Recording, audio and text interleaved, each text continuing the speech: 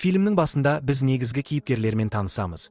Үш сорараттық апалы сіңлілер Эрика, Тори және Брит. Олар демалысты Тори отбасының өзен жағасындағы үйінде өткізіп жатыр. Бұл үйді олар біраз уақытқа арналған соңғы көңіл көтеру деп атайды. Себебі жақында колледж басталады. Ондағы алғашқы таңертең бәрі жақсы басталады. Тори қыздарды өзенге апарады. Брит Эрикаға өзенде медузалардың көп екенін, сондықтан абай болу керектігін ескертеді. Алайда бұл үш қыздың көңіл көтеруіне кедергі болмайды. Олар қайықпен қойнаудың ең терең жеріне дейін барады да Бритті арнайы түтікке отырғызып өзен бойымен жібере. Эрика алаңдаушылық білдірсе де, қайықты жүргізіп келе жатқан Тори жылдамдықты үдете береді.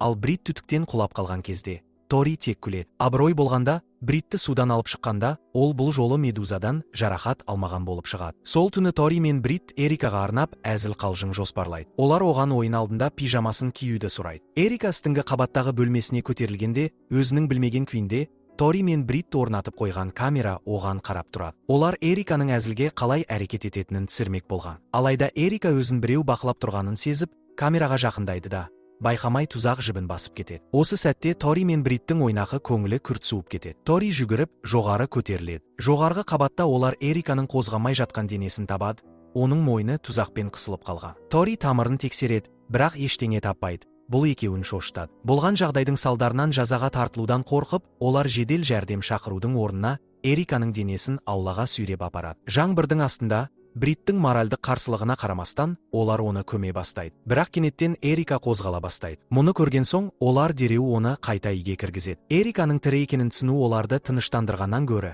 одан әрі үрейлендіреді. Эрика есін толық жиған соң, не болғанын мүлдем есіне түсірмейді. Мұны пайдаланған Тори оған, сен оқыс жағдайға ұшырадың деп, мойнындағы жара мен басындағы ауырсынуды сонымен түсіндіреді. Ол қалғанын таңертең айтып беремін деп уәде береді. Эрика ештеңені есіне түсірмеуі үшін Тори мен Брит оны өз бөлмесіне емес, Бриттің бөлмесіне жатқызады. Оны жалғыз қалдырғаннан кейін Эрика үсті басының балшыққа былғанғанын байқап, шашынан бір бөлшегін алып тастайды. Сол сәтте оған жаңбырдың астында сүйрелген сәті бұлдыр есіне түседі. Осы уақытта Тори мен Брит төменде не істеу керек екені жөнінде айтысып жатады. Олар жоғарғы қабаттан бір дыбыс естіген соң тексеруге барады. Сол жерде олар Эрикамен бетпе-бет келеді. Эрика оларға бәрін есіне түсіргенін айтады. Қатты шошынған Эрика төмен түсіп, телефонын іздеп, бұл жерден кетудің жолын қарастырады. Бірақ Тори оның бұл оқиға жайлы біреуге айтып қоюынан қорқады. Брит жылап тұрып, олардың тек әзіл ойнамақ болғанын, мұндай жағдайды қаламағандарын айтады. Алайда Тори Эриканы ұстап алып, тіпті шешімсіз Бритті де оған көмектесуге көндіреді. Олар Эриканы орындыққа байлап,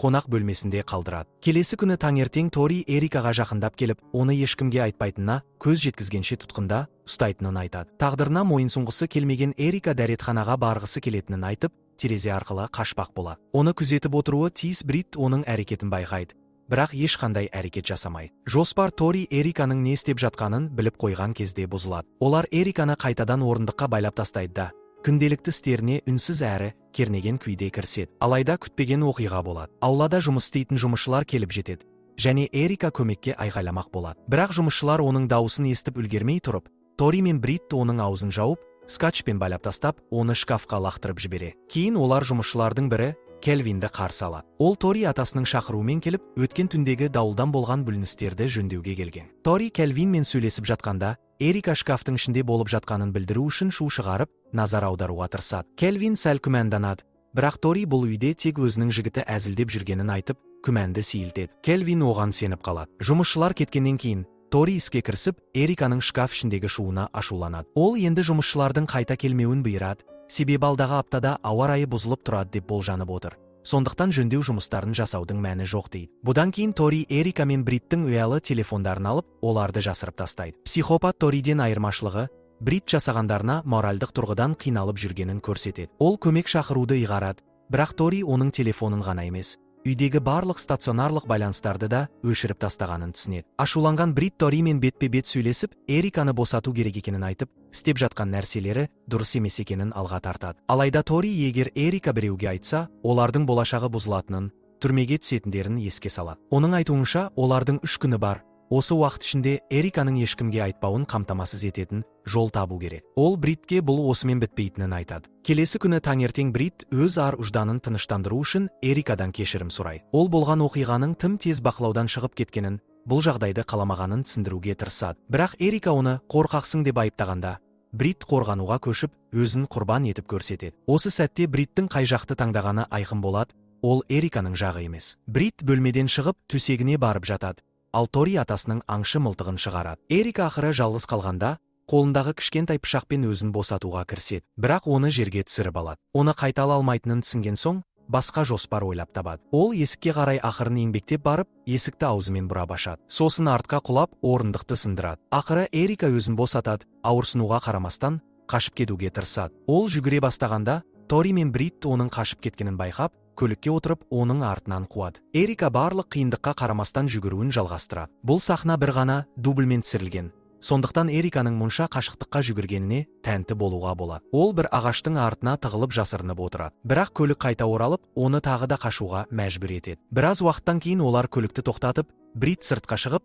Эрикадан көлікке отыруын жалына сұрайды. Бұл жұмсақ әрекет Торидің ашуын келтіреді. Ол қаруын шығарып, Эриканың жанынан атады. Ашуға булыққан психопат Тори Эрикаға енді жазалау ретінде жүгіре бер деп айғайлайды. Эрика кең алқапқа қарай еңбектеп, ақыры шаршаудан есінен танып қалады. Екі қыз оны қайта үйге сүйреп алып келеді. Жоғарғы қабатқа көтерілген соң, олар не істеу керектігі туралы сөйлеседі. Тори Бритке қатал болуын талап етіп, өзінің үлкен жоспарын жүзеге асыруға кіріседі. Ол төменге түсіп, Эриканы күштеп жуындырады. Кейін бір бөтелке ішімдік алып, оны Эрикаға ішкізеді. Оның нақты не жоспарлағаны белгісіз.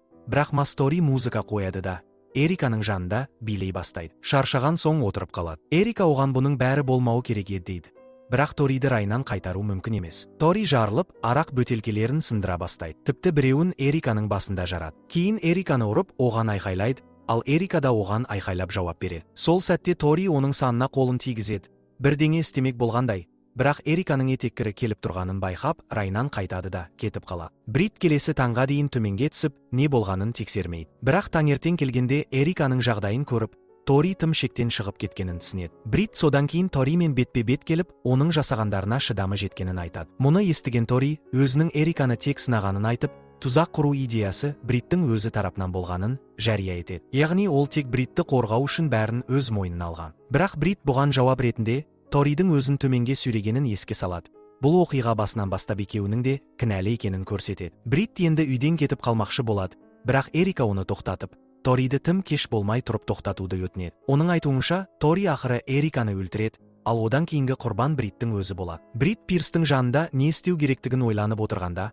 ақылынан адасқан Тори қабырғаға басын ұрып, келесі әрекетіне дайындалады. Осы уақытта сыртта Брит өзін Пирстен секіріп, медузалардың шағуынан өлу арқылы өміріне нүкте қоймақ болады. Тори төмен түсіп, Эриканың басынан ұрып, оның есін жойып тастағысы келеді. Ал Эрика жалынып, тоқтауын сұрайды. Бірақ Брит тірі қалады. Бұл екінші мүмкіндік екенін түсінген Брит енді оны босқа жібермеуге бел буады. Ол Ториге қарсы тұрып, екеуі арасында қатты төбелес басталады. Брит бөтелкені сындырып, Ториді әйнек сынықтарының үстіне құлатады. Брит оны өлтірмек болған кезде, Тори тағы да оны өз жағына тартуға тырысады. Себебі, Тори отбасы үйге тек таңертең келеді, ал олардың бір ғана түні қалды. Өкінішке қарай, Брит тағы да Торидің жағына өтеді. Өйткені оның өзі де не істеу керектігін білмейді. Сол түні олар Эриканың аузын жапқызатын сынаққа дайындала бастайды. Олар бұл арқылы Эриканың ешкімге айтпауын қамтамасыз етпеді. Тест басталмас бұрын, Тори Эриканың телефонда бопсалайтын бірдеңе бар ма екен деп тексергісі келеді. Эрика басқа амалы қалмаған соң, телефонның құпия сөзін береді. Бірақ бақытына орай, ештеңе таппайды. Сол кезде Тори Эриканың саусағын сындырып, соңғы рет оны көндіруге тырысады. Бірақ Эрика не айтса да, Тори сенбейді. Ол орындықты аударып, екеуі Эриканы суға тұншықтырып азаптайды. Олар бір сұрақты қайта-қайта қояды.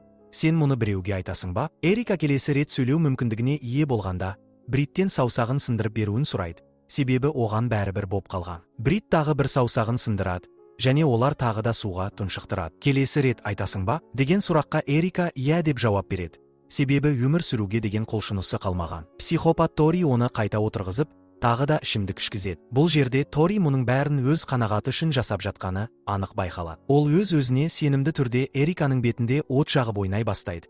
Бірақ осы сәтте бір нәрсе болады. Эрика аузына толған ішімдікпен отқа үрлеп жібереді. Нәтижесінде өрт дабылы іске қосылып, өрт сөндірушілер оқиға орнына шақырылады. Тори сасқалақтап, сигналды өшіруге ұмтылады. Бірақ бәрі кеш болған болуы мүмкін. Тори мен Брит Эриканы қайыққа апарып кетпек болады. Бірақ кенет бір көлік үйге жақындайды. Екеуі жасырынып қалады. Келгендер Келвин мен оның досы. Олар үйді тонау үшін келген. Келвин Эриканы тауып алып, не болғанын сұрайды. Эрика одан өзін өлтіруін сұрап жалбарынады. Келвин досына Сивті іздеуді бұйырады. бірақ Эрика оған жаңа ғана достарым кетіп қалды дейді. Осы сәтте жоғарыда Тори мен Брит Келвиннің досын ұстап алып, тұншықтырып өлтіреді. Эриканың жағдайын көрген Келвиннің жүрегі елжіреп, оны босатып, құшақтап алады. Бірақ күтпеген жерден Эрика оның тапаншасына жармасып, бар күшімен Келвинді атып өлтіреді. Енді Эриканың ешкімге ештеңе айтпайтынына көзі жеткен Тори тапаншасын тастап, оған көмектеседі. Ақырында олар 911 нөміріне қоңырау шалып, полицияға екі ұры үйге кіріп, оларды өлтірмек болғанын, бірақ олар өздерін қорғап қалғанын айтып, өтірік оқиға құрастырады. Кейін екеуі тазаланып, қыздар үйіне тыныш қайтып оралады. Соңғы көріністе біраз уақыт өткенін көреміз. Эрика болған оқиғадан кейін психологиялық жарақат алған, бірақ уәдесінде тұрып, ешкімге ештеңе айтпаған. Фильм Эриканың Торимен және Бритпен бірге қыздар үйінде жылдар бойы өмір сүруімен аяқталады.